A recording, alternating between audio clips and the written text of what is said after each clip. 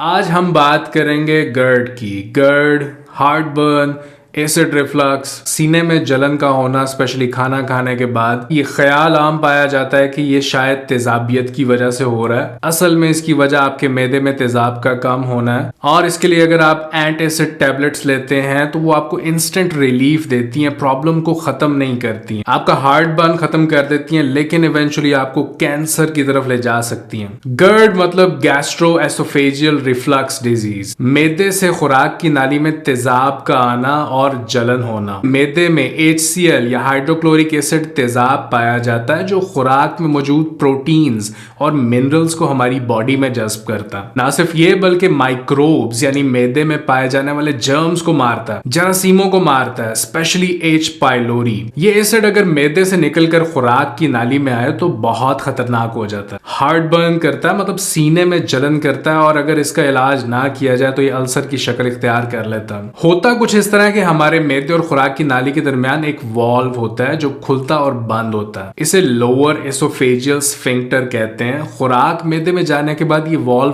बंद हो जाना चाहिए, लेकिन अगर आपके मैदे में ये तेजाब कम है, मतलब HCl कम है, तो ये वॉल्व बंद नहीं हो पाता। pH वैल्यू की बात करें तो मैदे की नॉर्मल pH 1 से 3 होनी चाहिए। pH वैल्यू केमिस्ट्री में हमें पढ़ाई जाती है कि अगर 1 से 7 हो तो एसिडिक है और अगर 7 से ऊपर जाए तो एल्कलाइन हो जाता है। तो मैदे में कम एसिड होने की वजह से ये pH लेवल नॉर्मल लेवल से ऊपर चला जाता है। मैदा अल्कलाइन हो जाता है और मैदा अल्कलाइन होने की वजह से ये वॉल्व बंद नहीं कर पाता। उम्र बढ़ने के साथ साथ ये एसिड कम होता चला जाता है और गर्ड की वजह बनता है। गर्ड मतलब एसिड रिफ्लक्स और हार्ट बर्न की वजह बनता है। इस वॉल्व में और मैदे में विटामिन D3 और लो pH सेंसर्स पाए जाते हैं जो वजह बनते हैं इस वॉल्व के खुले रहने की। अब लोग क्या करते हैं कि वो इस हार्ट बर्न को ट्रीट करने के लिए एंटी एसिड टैबलेट्स लेते हैं। इंस्टेंट रिलीफ के लिए टैबलेट्स ली जाती हैं और इनका सबसे बड़ा साइड इफेक्ट ही हार्ट बर्न है। इवेंचुअली ये टैबलेट्स लेने के बाद टेम्परेरी रिलीफ तो मिल जाता है लेकिन एसिड को ये न्यूट्रलाइज करता है। इन टैबलेट्स के खाने के नतीजे में आपके स्टमक का एसिड कम होता चला जाता है। साइड इफेक्ट्स की बात करें तो ना सिर्फ ये दोबारा से गर्ड का शिकार करता है